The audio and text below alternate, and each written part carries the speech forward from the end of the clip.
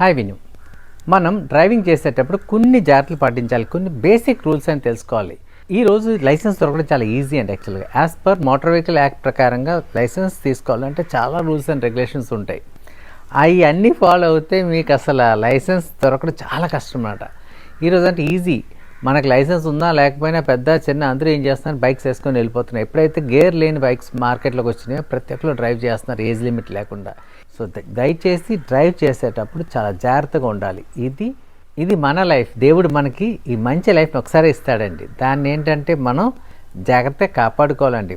ఏదైనా యాక్సిడెంట్ అవి మనం మంచం పట్టున ఉండిపోయాం అనుకోండి, మనం చూసే వాళ్ళు ఎవరు ఉండకుండా పోతారు. తర్వాత మీరు నీతి కబుర్లు చెప్తూ ఉంటారు, ఏంటంటే జాగ్రత్తగా డ్రైవ్ చేయాలి, మంచిగా డ్రైవ్ చేయాలి, సేఫ్గా డ్రైవ్ చేయాలని అప్పుడు చెప్తే మిగతా వాళ్ళు వినరండి.